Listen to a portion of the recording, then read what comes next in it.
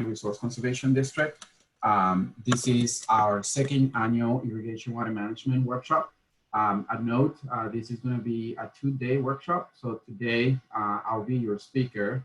I have about 2 hours of content, and depending how engaging you are, we might go for the full 3 hours. We're scheduled from 8 to 11. So it might end up a little bit earlier. Because I'm the only speaker, I will make sure that I give you enough breaks in between so that you guys don't get too bored of just looking at my face. At the same time, this is a lot of information. So what I will ask you is, I'm going to give you a chance to ask questions, but please wait until I tell you so that we can ask questions about specific sections. That way we can keep the content rolling versus waiting until the very end when there's going to be a lot of questions about all the material. So every so often I'll pause and then I'll give you a chance to ask some questions, and then we can have a conversation about that. The objective of this workshop is to provide you with some information that would allow you to develop an irrigation water management plan. And the idea is that you can use these concepts to improve your water usage, maximize your water savings, and improve your plant health in the process of doing so. So when we're looking, let me see. Now I cannot go, oh, there you go. There we go. Okay, so when we're looking at our plans, well, first of all, I am based in Napa, so please forgive me if you're joining us from somewhere else. But here in Napa, grapes reign supreme. So a lot of my graphics are going to be grapevines, but the concepts that we're going to discuss.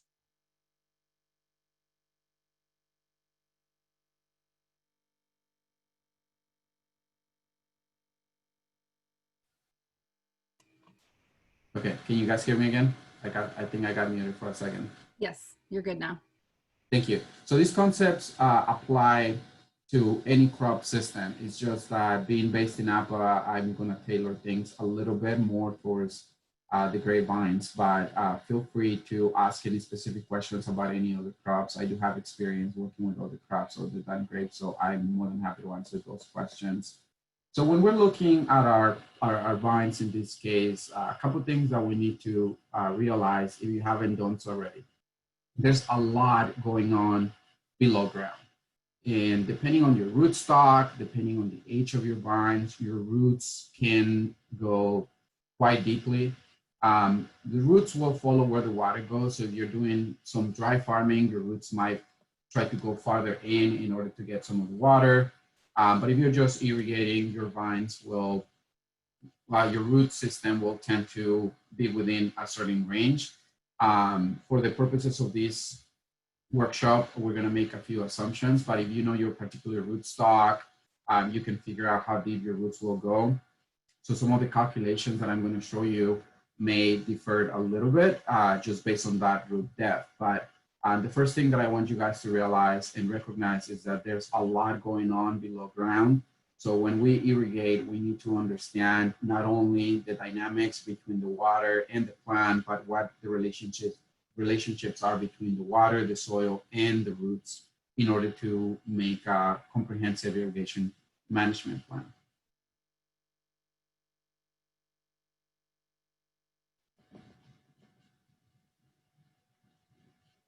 Oh, there it goes. Sometimes he wants to do it, sometimes he doesn't want to do it.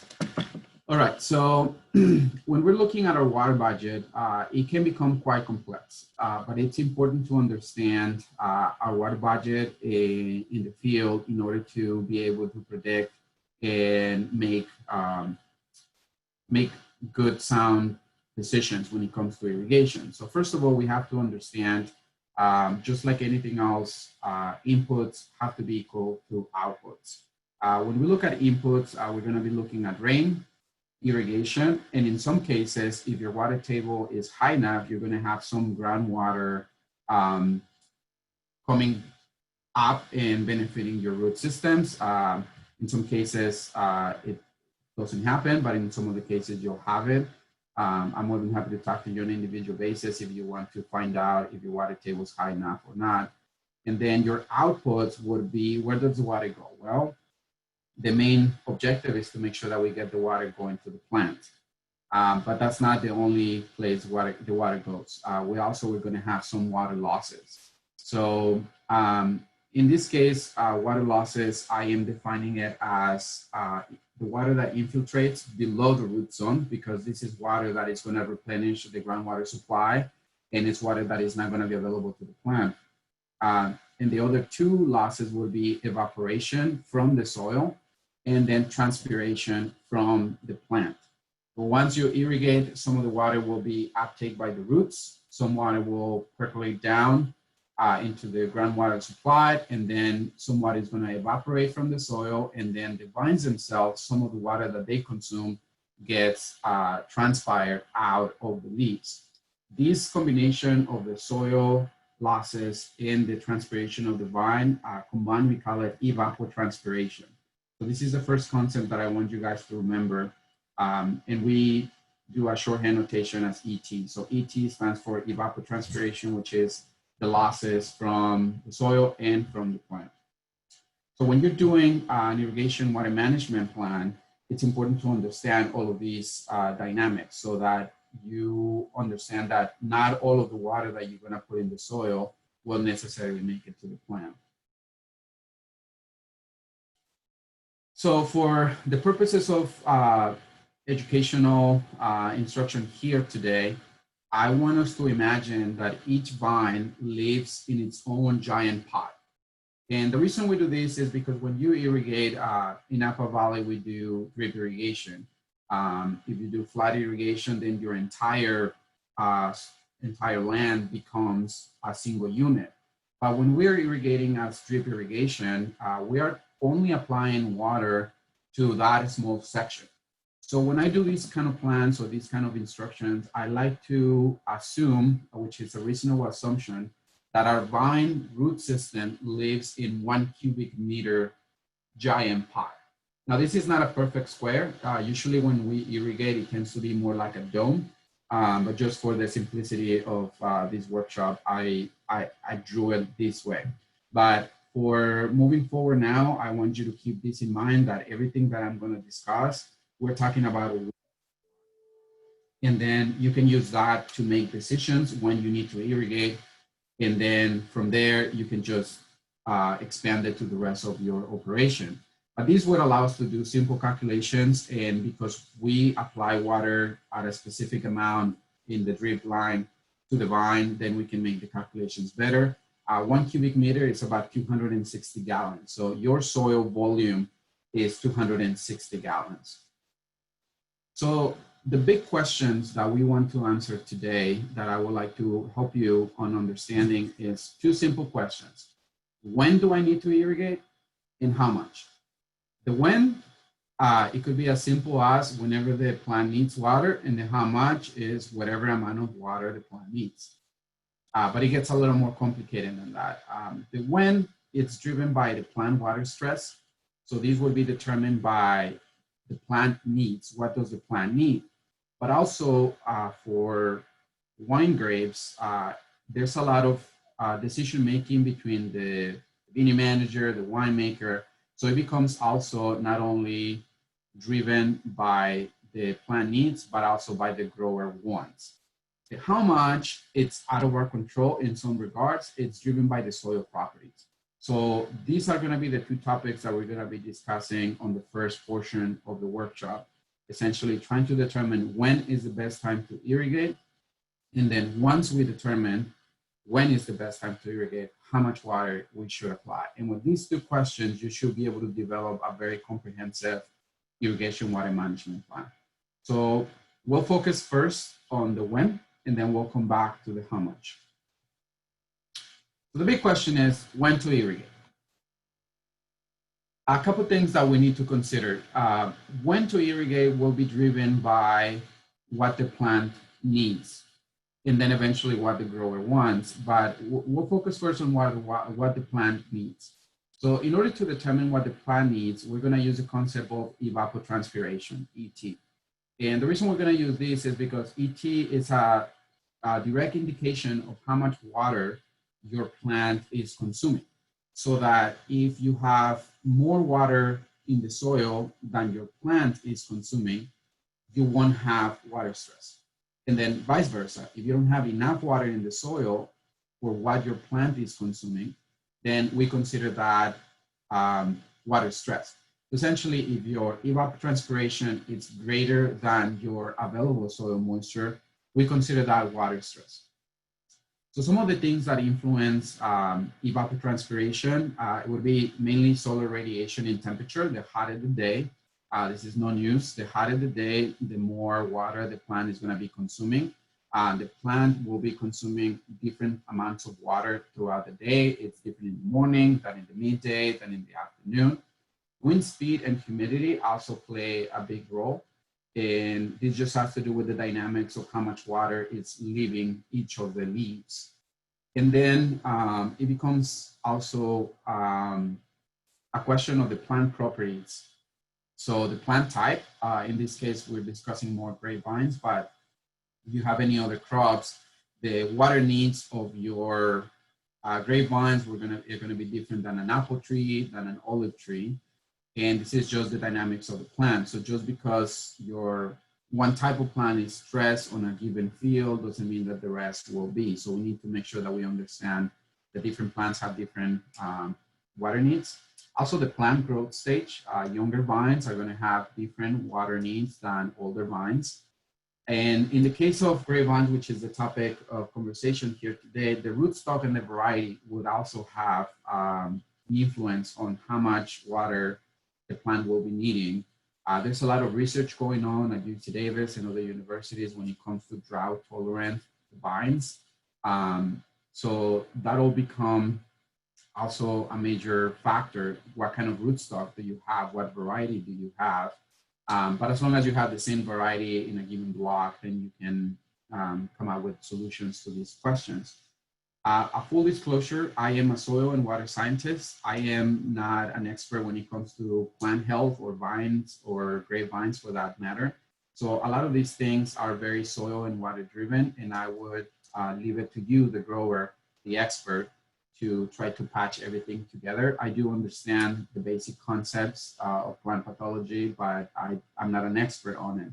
So I leave it up to you to try to use this information for your specific variety. A lot of this information is open source. So if you want to talk to me and you have a specific variety, I am very confident that we can figure out more or less the needs of that specific variety. But just keep in mind that I'm not an expert when it comes to vines. So understanding evapotranspiration and knowing that once more the plant is evapotranspirating more than the water that we have, we consider that water stress. However, when it comes to grapevines, it is not a simple question because water stress doesn't necessarily mean water needs for grapevines. And the reason for this is because in the grape industry, some people like to stress their vines in certain directions in order to manipulate sort of like the chemical composition of each grape. Now for me, I've been working in Napa for 1.5 years now. Before this, I was working in Southern California. I worked with all sorts of crops from apples, oranges, dates, vegetables. And in any other industry in the world, the objective is to have the biggest, the juiciest fruit that you can. So when I came to Napa and somebody told me like, oh no, I'm stressing my vines because this and that, I couldn't understand it, to be completely honest. To me, it was a little bit foreign that you would intentionally stress your vines. However, by being here 1.5 years, talking to a lot of you guys and educating myself more, I've come to realize that it is actually scientifically driven. There is actually a good reason to do this. So this is a little study that was conducted by Dr. Larry Williams from UC Davis.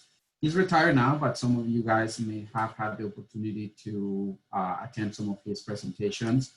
So essentially what they did is they took this experiment where instead of irrigating, this is for Chardonnay, but the concept applies to other varieties as well. So they took these vines and instead of adding the amount of water that the vine was needing, they decided to add less and more. So what they mean right here by irrigation treatment is the amount of water that was added in relationship to evapotranspiration. So if your vines are, let's just give it an example. Let's say your vine, it's a hot summer day and your vines are consuming half an inch. That's what ET is telling you. So it is, the ET value is half an inch. So if you would like your vines to be no stress at all, then you'll add half an inch of water in order to keep your vines happy. Now, what this experiment did is add fractions of that. So the number one right here is adding 100% of what the vine is consuming. So this is 100% ET. And ideally, this is zero stress for the vine. Then they went down and then they added 75% of ET. So this is 25% water deficiency. Then 50% deficiency, and then 25% of the total water need. So this is 75% efficiency. And then they decided to add a 25% more than what the vine was consuming at the time. So what we observed in this experiment that they did is that, first of all, the yield changes. And you can see that the more, the highest yield didn't necessarily happen when you added 100% of the water needs. It happened when you added 75% of the water needs. And then it went down and then went up again. This actually makes a lot of sense because it is usually not recommended to have your vines or your plants in general with too much water. There is such thing as too much water. And we'll talk more about it in the next slides. But this is indicating that leaving a little bit of room for oxygen to enter the soil instead of having just always saturated gives you an opportunity to have a higher yield. So whether high yield is what you're looking for or not, that's totally up to you. That's not something that I feel comfortable advising on, but if yield is what you're looking for this experiment, it looks like 75% of the total water needs of the plant gives a higher yield, meaning 25% efficiency.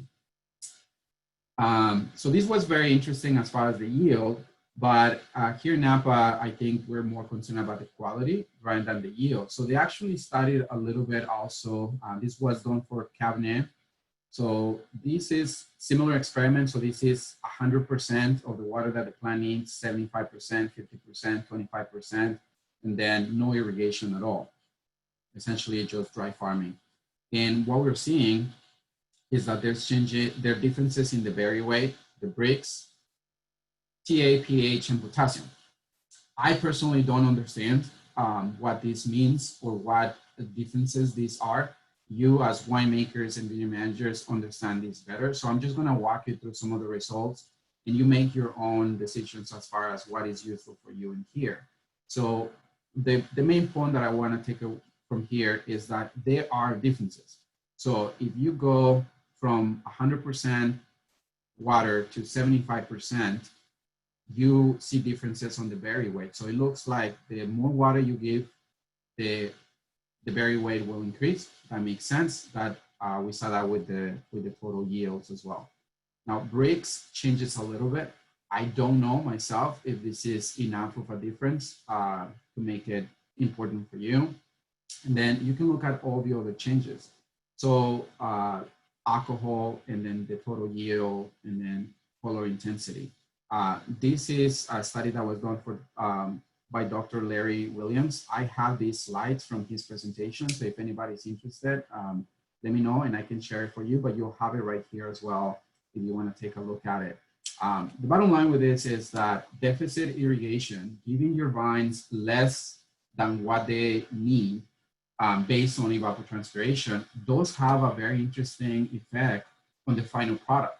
And I think that Dr. Williams also did a study with the wine. I didn't put it in here because that definitely goes beyond what I understand. But it looks like the final product, which is the wine, also had differences based on the deficit irrigation.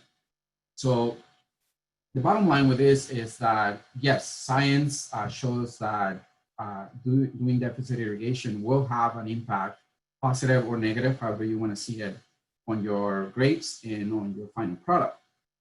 The idea here will be that I would like to give you the tools necessary so that you can do these kind of deficit irrigation more precisely.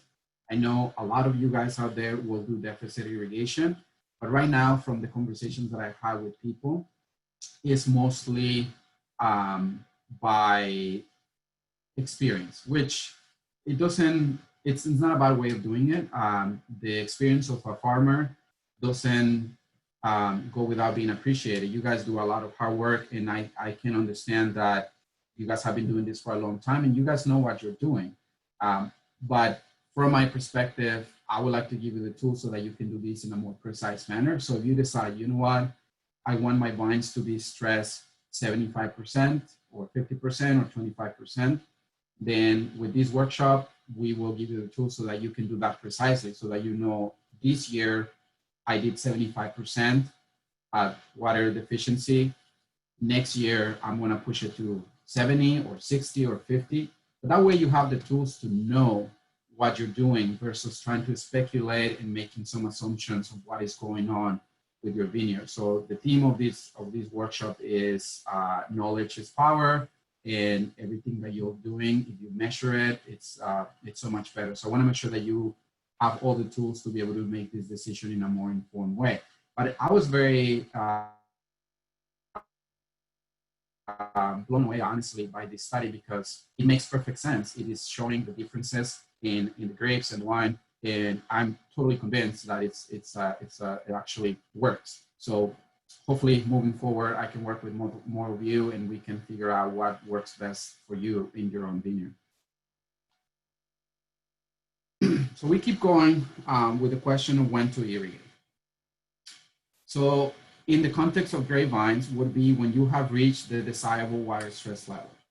In any other system would be when ET is more than the water that you have in the soil. In the case of grapevines, we're going to focus on what the grower wants. So once you have reached the ideal water stress level, that's when we'll say it's time to irrigate.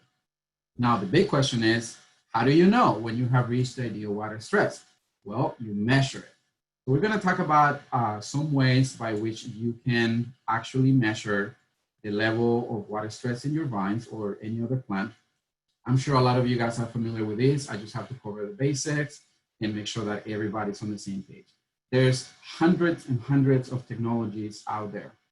A couple ones that I have an experience with that I know some of you have. We have the Thule system.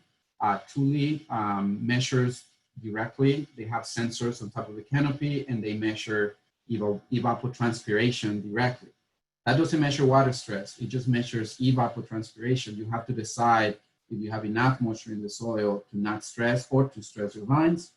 And then we have instruments that everybody probably is familiar with, like the pressure bomb. The pressure bomb measures water stress directly. You put a sample of your leaf into this little hole right here. This is pressurized. It sucks the water out of your leaf. So it gives you an indication of how much pressure you have to put in order to pull the water out. And this is an indication of water stress. Then we have other instruments that came after the pressure bomb. This is called a leaf barometer. The leaf barometer, it's very user-friendly. It has a little clamp. So you clamp it on the leaf and then it's measuring the gas exchanges in the leaf. And these gas exchanges are an indication of how stressed the vine is. So both the pressure bomb and the leaf barometer give you a direct indication. Are you in the red? Are you in the green? Are you in the yellow as far as water stress? And then you have other systems like Vintel. Vintel actually uses a model. They don't have any sensors. They use different soil properties and the vine properties in order to determine the level of water stress. Now, I won't talk too much about these technologies other than mentioning that they exist, because during our second portion of this workshop, which will happen this Friday from 8 to 11, if you haven't registered already, I really encourage you to sign up.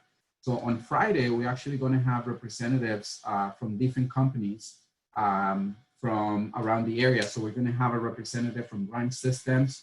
We're going to have a representative from Thule. We're going to have a representative from Intel. And we're also going to have a representative from Irrometer, which is a soil moisture probe company. And I'll talk more about that in a second. And then we're also going to have a panel of growers that I have the pleasure of having working with for the last year into developing an irrigation management plan and installing these kind of technologies in their vineyards. So they will be talking about their experience with myself and developing these kind of plans and working with these technologies. So I highly encourage you to come back on Friday for that second leg of the workshop.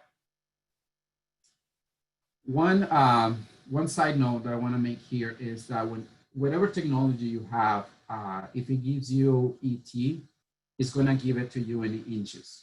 If you follow the weather forecast, it's going to give it to you in inches.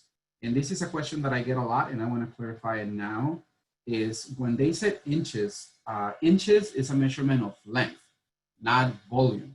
So what they mean when they say 1 inch of rain or 1 inch, you irrigated a few inches, what they mean is an inch per acre. So imagine a whole acre and then flooded 1 inch. That's what they mean. How much water does it need, do we need to flood 1 inch of water per acre? So what I like to do is I like to change that into gallons, because when you are irrigating over there, you either have half a gallon, 1 gallon, or 2 gallon emitters. You can have multiple ones on each side of the vine, but ultimately you're irrigating in gallons. So if you went and irrigated for, let's say you have a 1 gallon emitter, you irrigated for 10 hours, you put 10 gallons of water. So if it rained and they say, oh, it rained 1/4 inch, how do you compare that? So I have a cheat sheet right here. So 1 inch acre of water, it's equal to 27,154 gallons. So what does that mean? Remember, we're looking at one vine or one tree individually. So for that area that I told you, the volume of 1 cubic meter, we can assume an area of 10 square feet. So what these tell us is what is the effective weather area of your vine or your tree. So in that case, 1 inch of rain would essentially give each of your vines about 6 gallons of water. So 6.2 gallons of water. So if it rained 1 inch of water and you still want to irrigate, you can kind of know that you already introduced about 6 gallons of water. And I like to do this just to make sure that we understand that each vine has its own unit of soil, and that unit of soil is going to receive a specific amount of water. So just keep that in mind. I'll keep showing you the calculations as we move forward. But let's say that it rained for, we got 1 inch of rain. Is that enough water? Well, that's what we're going to try to discuss next. So based on ET, you'll know if your vines need water. Let's say you have an instrument measuring ET, and it tells you, okay, your vines are consuming in a matter of a week 1 inch of water. Then you know that that's about 6 gallons. So if you don't have that in your soil, and that's what we're going to talk about next, but if you don't have that in your soil, then you can decide how much more water to add. The idea is that you want to know what your vines are consuming, so that you can decide how much more water you need to introduce. So one of the things that I do want to mention is that I would always try to incentivize people to have instruments, whatever company you decide to go with, but having an instrument that measures water stress would allow you to have numbers that you can refer to back in other seasons, and so that you can use it to make your day-to-day decisions. However, not everybody can do that. So your trained farmer's eyes are very valuable. And I don't want you to think that I am against that. I think a combination of an instrument and your own eyes would go a long way. If you can invest on these instruments, in my opinion, it's better. But you know your vines better. You've been doing this for a long time. So you can bypass this. You can decide, you know what? My vines need water. I don't know how much water they need, but I know they need water. I don't know how much water they're using, but they need water. So that would answer the question of when to irrigate. Either you use an instrument, or you go ahead and use your own experience with that. So that essentially answers the question of when to irrigate. So I will give you an opportunity right now, if you have any questions, to go ahead and type them in. So I'm going to give you 2 minutes. If I don't hear any questions, then I will move on to the next section. But we're done with when to irrigate. So let me see here.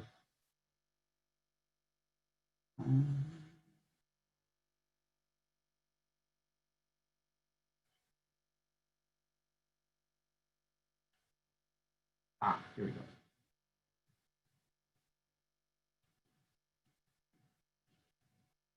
Okay. So I'm gonna give you guys 2 minutes. So stretch up if you don't have any questions, but I'm gonna give 2 minutes for any questions related to when to irrigate.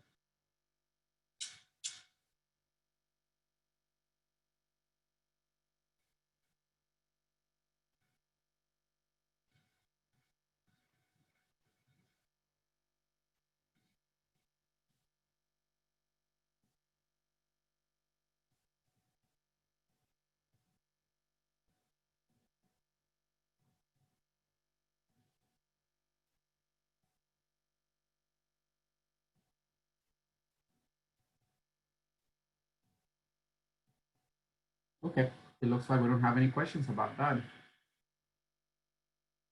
Never mind. All right, let's see here. Somebody's asking, can this information be applied to citrus? As we do not have 10-foot vine area, those are the trees receive 6.2 gallons. Okay, so these concepts do apply to any other system. The only caveat is that I am assuming a 10 square foot area, wetter area when it rains for each vine.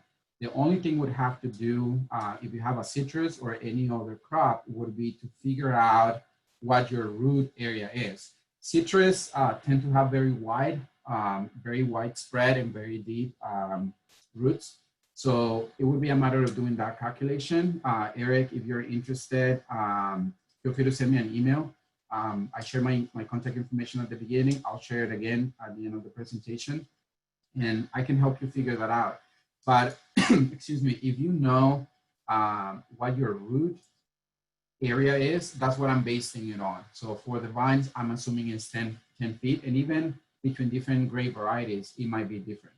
But the concept is the same. It won't be 6.2 gallons. We will have to change it to whatever the area is. We have a question from Camille. It says, do you know how results from the different technologies for estimating water need compare? That's a great question. So there's not a lot of instruments that would measure ET directly.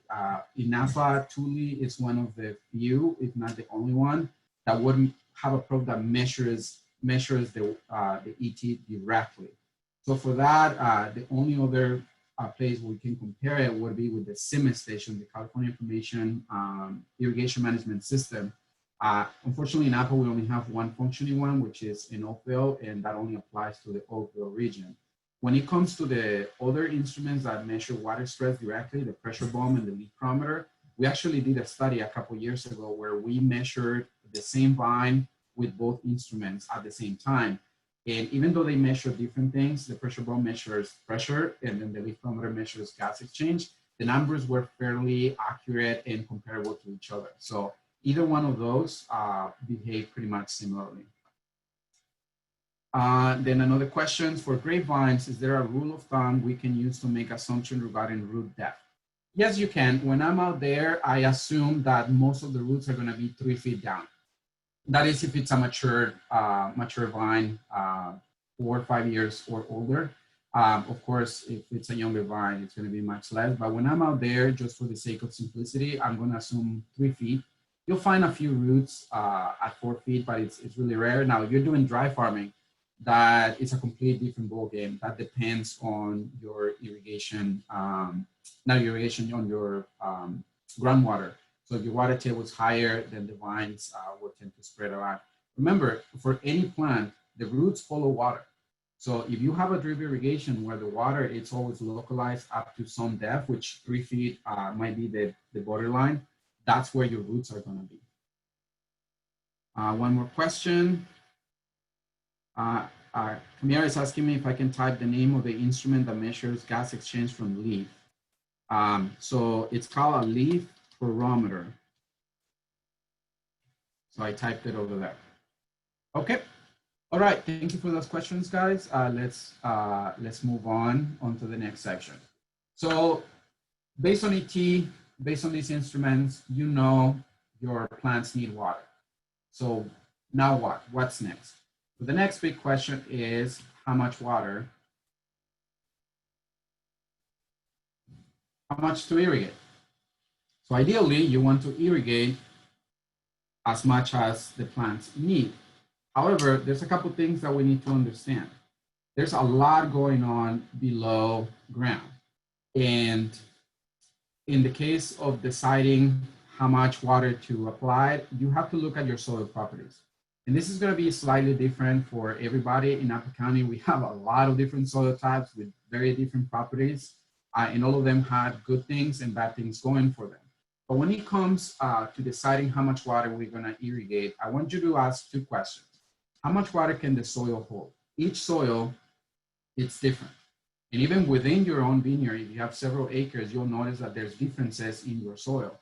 So we need to understand how much water capacity, holding capacity, does your soil have? And then the next question is, how much water do you already have in the soil? Because there's always going to be some moisture in the soil, and you want to keep in mind how much you already have so that you understand how much more you need to apply. And for these exercises, we're also going to assume a 1 cubic meter, which is 260 gallons of soil volume. That's the soil volume. So when it comes to the soil, an ideal soil looks more or less like this. You have about 45% mineral, which is what constitutes the physical entity of the soil. You're going to have about 5% organic matter. 5% is on the upper end. Napa has an average of about 4.5. So if you have about 4.5 organic matter, it's considered good. But I've seen much less, and we'll talk a little bit more about that. So that leaves us with 50%. So an ideal soil should have 25% water and 25% air. And the reason for that is because the roots also need to breathe.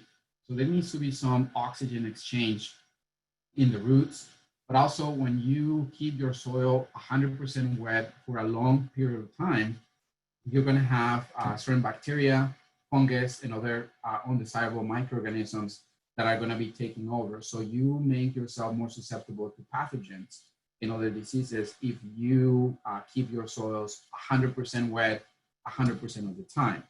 Now, that's not always the case. Usually people irrigate, the soil becomes saturated for a couple hours or a couple of days, and then it keeps drying along the way. But I mention it because I've encountered some growers that like to keep their soil 100% wet 100% of the time. And that's just not advisable because you're gonna make yourself susceptible to pathogens and diseases that could be prevented if you keep a nice balance between air and water in your soil. Now, not every soil can do that. Depending on the soil properties of your individual soil in your vineyard or your operation, you might not be able to attain that because your soil may not be able to do that. And we're going to talk more about it in a second. So the first question that we're going to address is, how much water can your soil hold? And this is going to be based on the properties of your soil. We call these water holding capacity. How much water can your soil retain? So there's two things that, for the most part, that influence how much water can your soil hold. One of them is soil texture, which is it can be modified, but it requires a lot of money and a lot of effort. Usually, we just it's a card that you are dealt with. That's what you decide to farm. And the other one is organic matter. And I'm going to address these two separately. So we're going to talk about the soil texture first. The soil texture is going to determine the physical properties of your soil and the interaction between the water and the soil and how much water you're going to be able to retain. The first concept that I want to introduce to you is the concept of soil saturation, field capacity, and permanent wilting point. When you irrigate, usually the first couple hours will look like soil saturation. So this means that every single pore in your soil has been filled with water, and now there's an excess amount of water that is going down below your root zone. This is not desirable because you're essentially wasting water. Yeah, you're replenishing the groundwater supply, but at the same time, you're carrying pesticides and other agrochemicals with it, and a lot of nutrients as well that can damage the integrity of our groundwater supply. So in all around senses, I don't recommend pushing your soil beyond its 100% capacity because you're gonna be wasting water. Now, within the soil, we have what we call micropores and macropores, and they're just micro, tiny pores, macropores, big pores. So the next concept is field capacity. Once all of this excess water has been drained, you're left with air pockets. So essentially all your micropores are filled with water, and then your macropores, there's some bubbles in there. So all of these white spots that you see in here are essentially pockets of oxygen. And what that allows is for your roots and your microbes to receive the oxygen that they need, but also have the water. Now, in this case, there's no excess water. So you have enough water for your plants, a nice balance between air and water, and no water is being wasted. So you're saving money and you're protecting the groundwater supply by doing that. Now, as the soil gets dry, the water, the big pores start losing the water, and then eventually, it is not very well portrayed on this picture, but eventually you're going to have a very thin film of water still attached to the soil. So water has a positive and a negative charge, it's bipolar.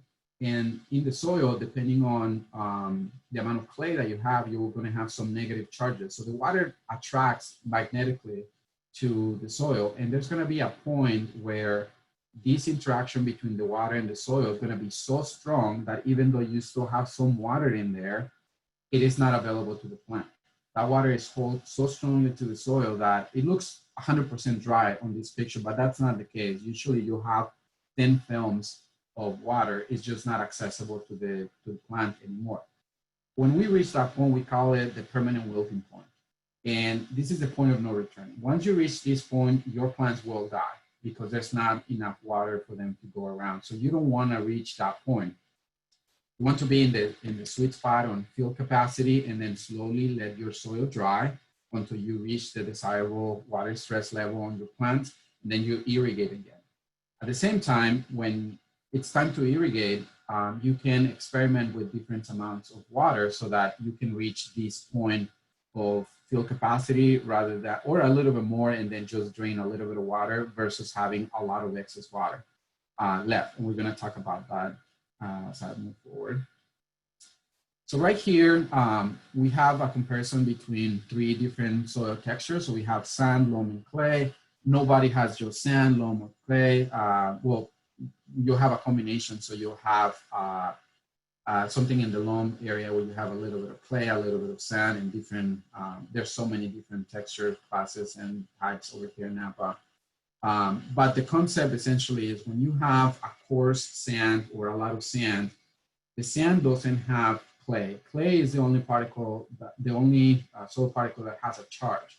So if you have sand, there's really no interaction between the rock particles and the water. So the water will go down fast, and there's not a lot of room for the water to stay. So in the case of sand, water is going to go quite rapidly, not a lot is going to be retained. On the opposite end, we have clay, which is, it is negatively charged and is going to have an opportunity to retain a lot of water. And here in Napa, we have a lot of clay, so I'm sure you guys know, once you put water in clay, it swells up. And then when the water loss, it goes back down. That's because it can hold a lot of water. However, we have a lot of these plates, and there's not a lot of open spaces for the water to move. So water tends to move very, very slowly in clay, as most of you guys must know. But once the water is there, it's going to be retained quite strongly. And then we have the loam, which is in between the two. And it's a combination. So you do have some clay, you do have some sand.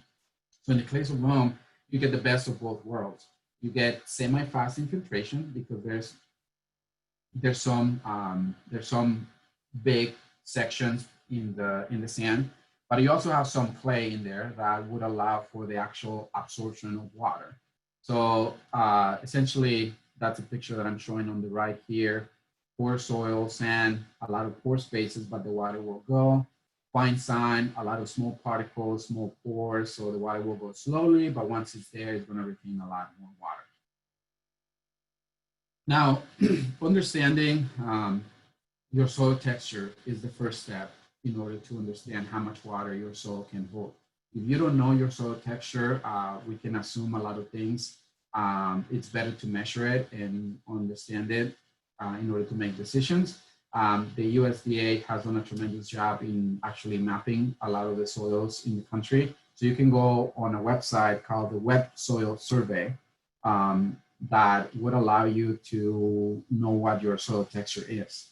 Unfortunately, it wasn't meant to be on a small scale. It's more meant to be on a big scale. So it is a nice starting point, but it will not give you very precise notes on what your soil texture is. So I recommend that you get it analyzed. That's something that the Napa RCD can do for you at no cost. So if you're interested in finding out what your soil texture, please let me know and we can schedule something and we can do it for you. When we're looking at the soil texture, because of all of these differences between the pores and the water retention capacity, one thing that we have to understand is that based on these properties, not all of the water that is in the soil is available to the plant. We talk about the permanent wilting point, that point where water is held on so strongly to the soil that it won't be available to the plant. And based on soil texture, the soils will have different capacities. So I have this chart right here that I like using as a reference. So what this is showing us is that based on your soil texture, so we're going from sand, coarse, all the way to clay, which is fine particles, the amount of water that these each soils retained is different, but also the amount of water that is available to the plant is different. And the reason for that is based on just the physical properties of the soil. Clay holds very strongly to the water, so that not a lot of the water that you have in the soil would be available to the plant. Let me show you a couple of examples. In the case of sand, only about 10% of the water, if you look at a little chunk between the blue area and the brownish gray area, once you go below a certain percentage, that water is not available. So to begin with, sand can only hold about 10%. This is very coarse sand. And out of that 10%, about 50% of that is not available to the plant. So you begin with very little water holding capacity, and then out of that, very little is it will be available to the plant. If we go to the opposite side with the clay, you'll notice that clay can retain all the way to almost 45%. That's close to the 50% that we were talking about between the air and the water. So about 45% of your volume of soil can, if it's clay, can absorb water. However, once you go down to about 35%, so you go from 45%, and then once you drop below 35%, that water is no longer available. So the majority of the water in a clay soil, it's not available to the plant.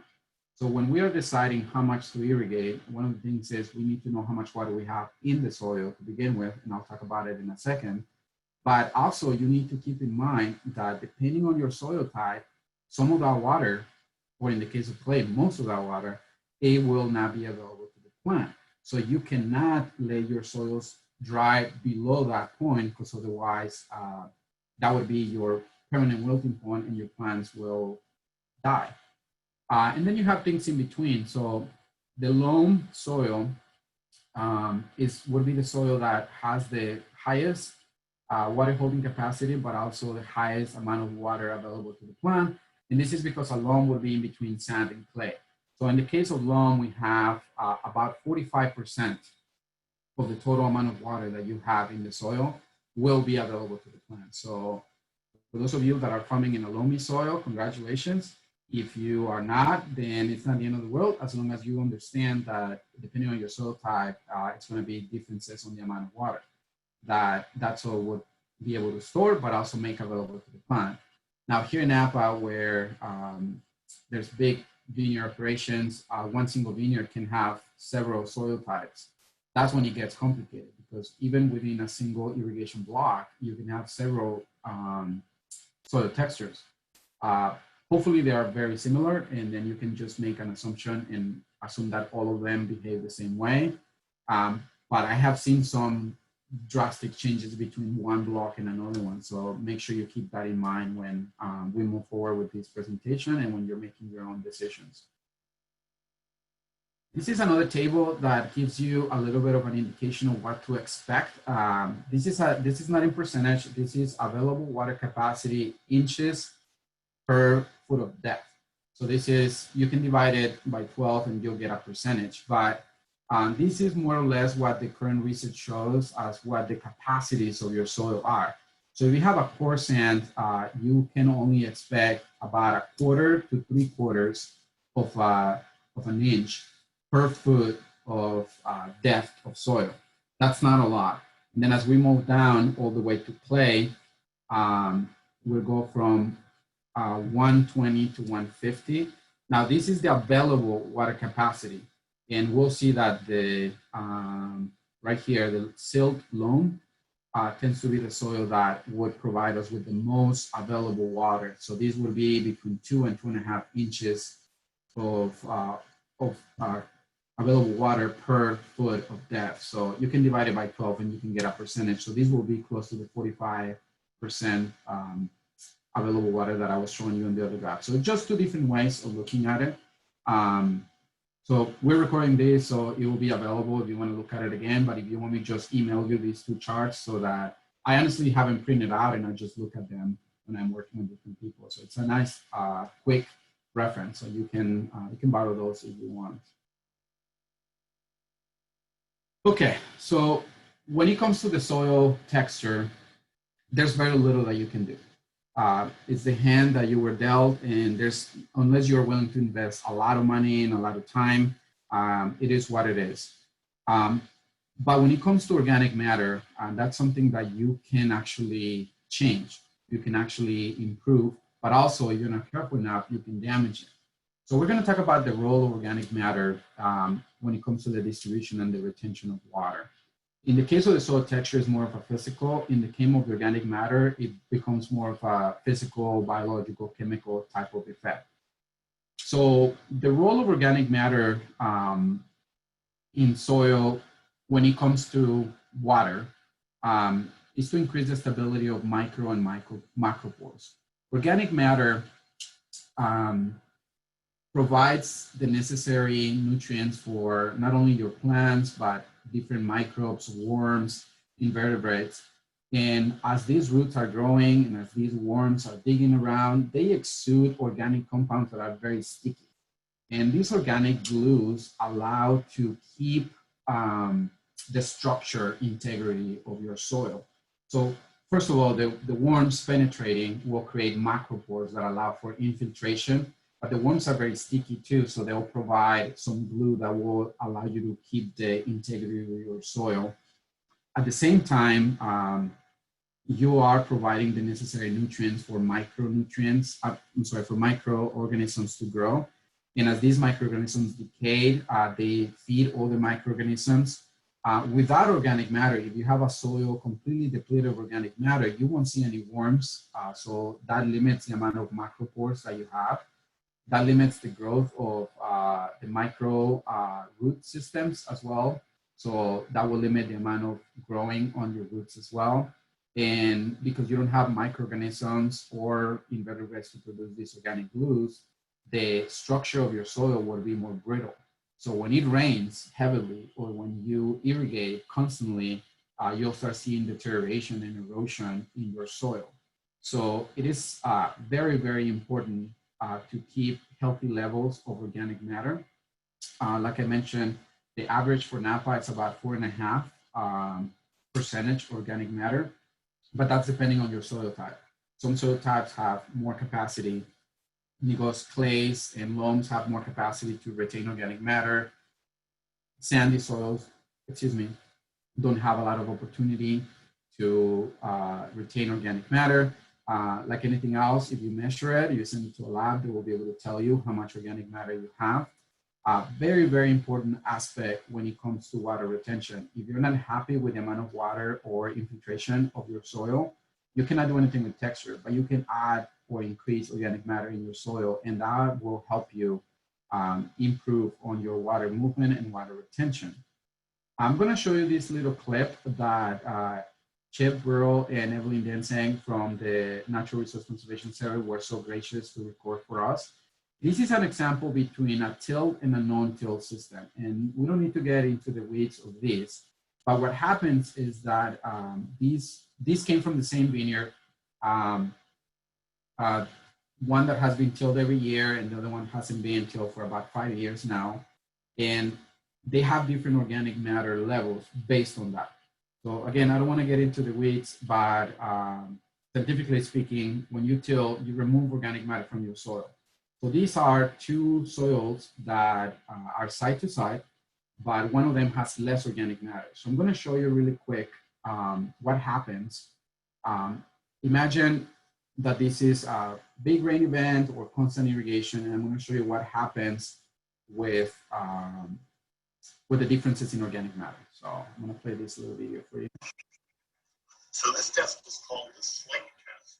It measures stability of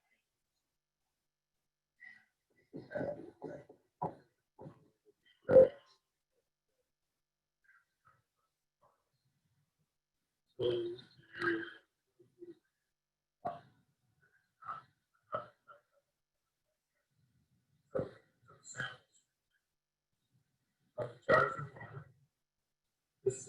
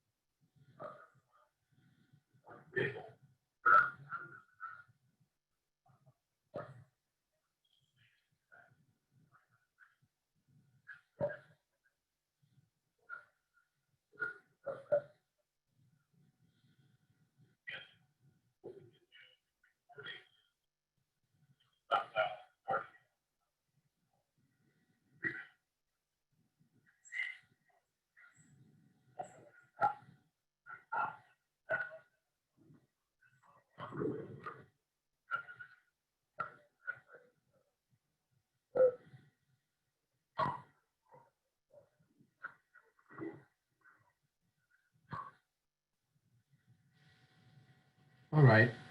I hope you guys were able to see that. But essentially what it's showing is that when we put these two soil chunks into water, the tilled, which is the one with less organic matter, it started disintegrating right away. And the reason for this is because there's nothing holding the soil together. The soil can only hold itself for so much. It needs those organic glues. So when you bring the ideal levels of organic matter, that allows the structure to be stronger So that way your soil can sustain some of the damage that water may make. On the other side, the on-till with the higher organic matter content stay intact.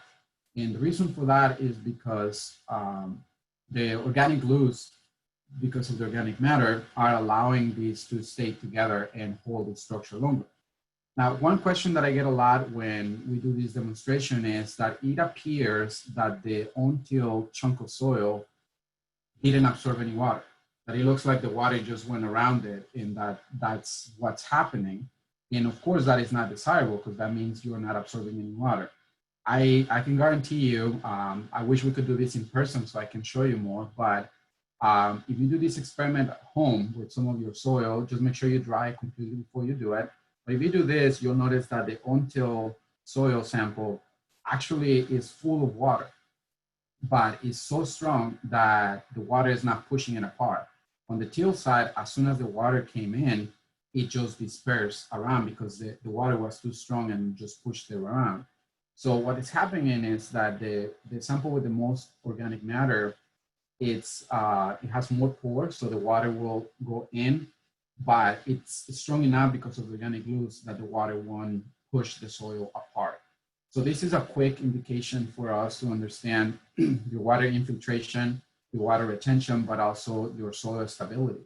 Because if it rains heavily or you irrigate constantly, it's going to damage your soil over time. So I really encourage you guys to do this little demonstration with your own soil. We can help you if you have questions about it. But it will give an indication of how strong your soil is in relation to water storage and water movement. So it looks like we have reached a nice point for a break. So what I'm gonna do is I'm gonna give you guys a 10-minute break.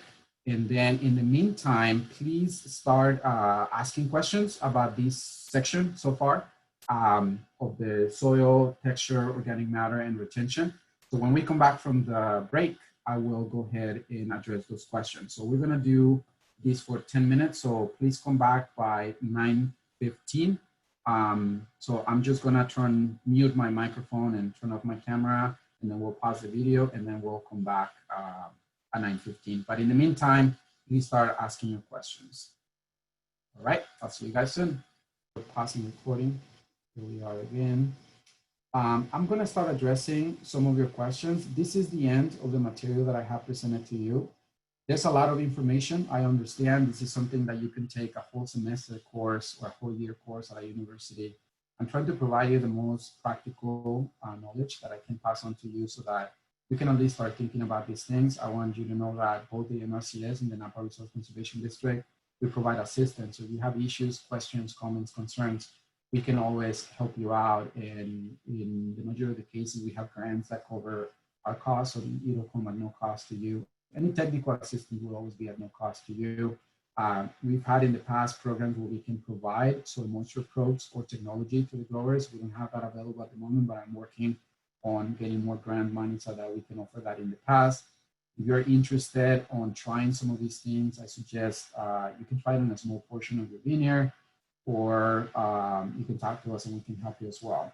So I really thank you for your attention. I'm going to open it up for more questions if we have any. We have 12 minutes that we can talk about. If anybody, I'm going to type in my contact information right now so that if you guys need to get in contact with me, you guys can. So this is my email. And then I know I shouldn't do this, but I'm going to share my cell phone number. The reason I do that is because more than 50% of my work is outside, and you need to get a hold of me. I'm really good at answering my emails, but you need to get a hold of me. I encourage you to send me a text or just give me a call. If I don't answer right away, just leave a voicemail and I'll get back to you as soon as I can. So thank you for your attention. Do we have any questions? I can see that there was a conversation happening. Dylan Lundstrom, who graciously agreed, he's going to be one of our speakers during the Friday workshop. He represents Ventel, which is one of the companies that can provide you some information on water stress and just water management in general. So he has more knowledge than I do about your nutrients and when is the best time to do it. So please read his notes on that. And he'll be present during our workshop on Friday, so you'll get a chance to talk to them and ask them more questions. I'm gonna wait here until 11. If anybody wants to hang out with me, we can continue talking or just chatting.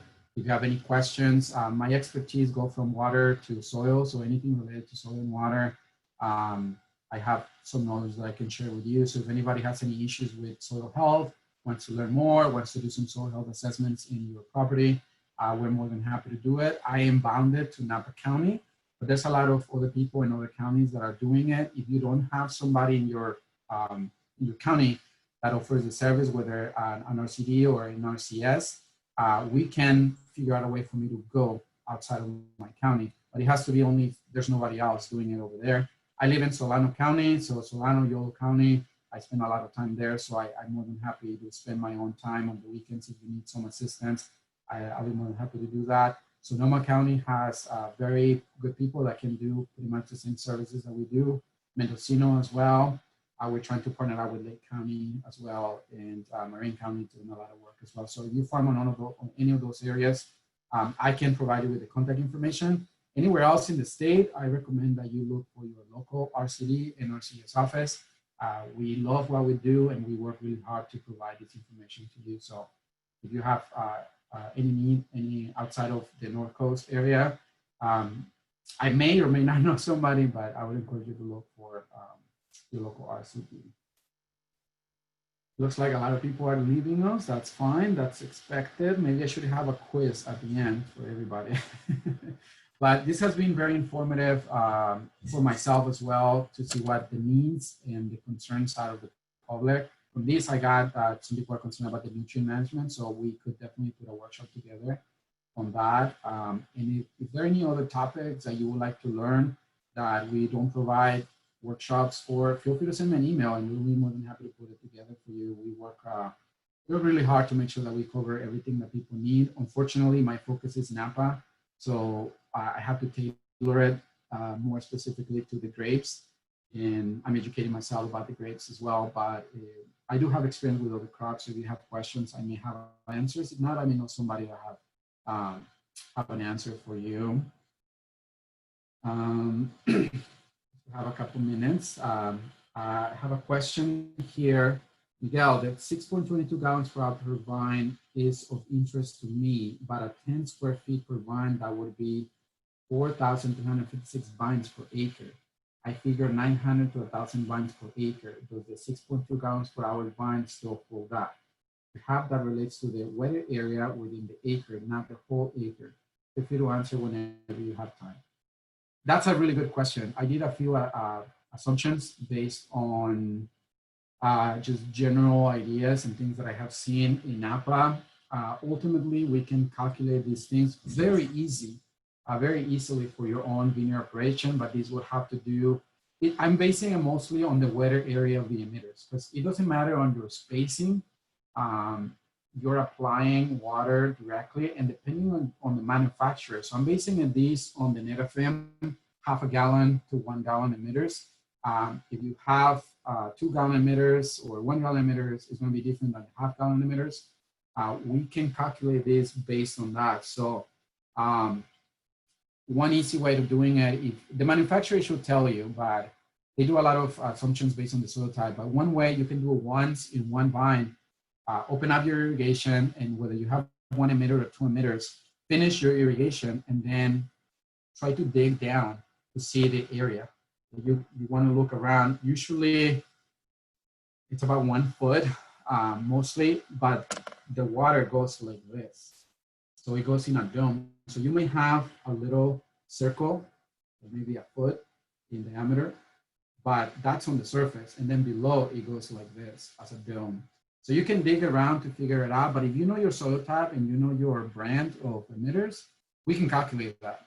This is a general example that I use when I don't know these things from a vineyard that I haven't been on. I just would assume that about 6 gallons per vine represents 1 inch of water. And that's just to transform the 1 inch from your evapotranspiration numbers or your rain numbers into gallons. So this is not gallons per hour, Keith. This is just gallons. So 1 inch of rain or 1 inch of evapotranspiration means roughly 6 gallons per vine, but not per hour. That the per hour comes from your emitters. So if you're applying 6 gallons in 1 hour or in 6 hours, sorry, that is the same as if you would apply, if it would have rained 1 inch, but that's just for that chunk of soil where the vine lives. A few assumptions I admit for these kind of presentations, but I have to do it. I cannot have a conversation without generalizing a little bit. But if you have a specific questions or concerns about a specific design on your vineyard, I'm more than happy to stop by or to talk to you about it. The calculations are really easy. They're not that complicated, so I can do that anytime for anybody that would like to get that done. Also, the 3 feet root depth, it's also a generalization. Not all vines get to that depth. Not all vines have it there, but because I work with so many people, I have to generalize a little bit. So it's a safe depth as well, 3 feet. And then with that, the 6 gallons equal to 1 inch, it's okay. But if you have flooding, if you flood or you furrow irrigate, then there's more area because the water is it's further out. The number that doesn't change is 1 inch of water equals to 27,000 gallons. So when they say it rained 1 inch, that's more or less what we mean. It's 27,000 gallons in 1 acre. Lots of water. That's a good question, Keith. Thank you. Still have more time. I'm going to be here for anybody that is interested. I guess I can, while you guys think of other questions, I can share with you a little bit more what I do. My background is I have a PhD in soil and water science, so that's what I focused on. I've been working with so many crops throughout 5 years of my career, mostly in Southern California. Now I'm here in Napa, and I like it. I think I'm going to be here for a while. We do provide soil health assessments at no cost to you. The only thing is you will be responsible for the lab fees. Maybe in the future we'll have a grant that will cover the lab fees, but those can be relatively inexpensive. So if anybody wants to do a soil health assessment, we can do that. I offer the irrigation evaluations. We are working really hard to offer that every year. So if this is not the year that you want to do it or can do it, we can definitely do it next year. I just started getting requests, so the waiting list is not long. It will get long, but we can do it throughout the year until you finish irrigating. We also work with growers to develop carbon farm plans. So if anybody's interested on developing a plan so that you can focus on carbon sequestration, which we already talked about how important it is for soil health and water holding capacity, we can develop carbon farm plans for you at no cost. We are lucky that we have a couple grants, that cover that. So if anybody's interested, we can offer that as well. And we always offer just general advice.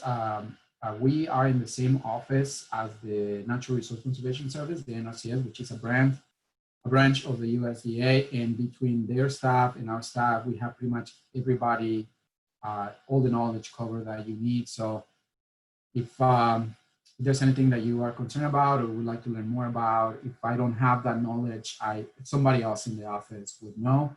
And if not, we have a really good relationship with the Ag Commissioner and the Cooperative Extension folks. So between all of us, you have all of the resources that you need.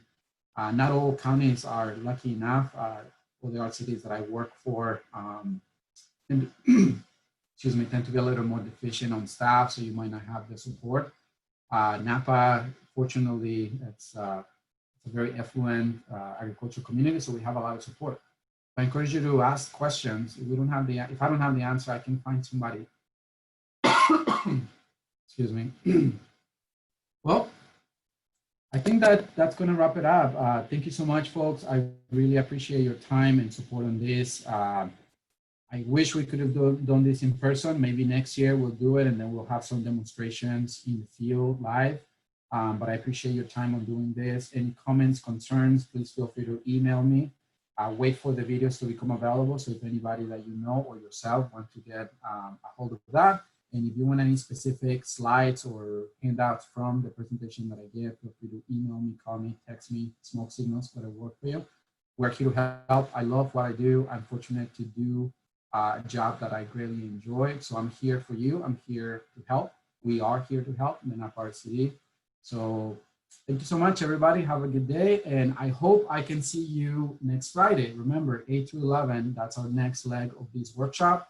And then July 8th and 9th, we're going to have our soil health workshop. So please stay tuned. Sign up for our newsletter. That's the best way to be in touch with what we're doing. All right, folks. Thank you so much. Have a good one.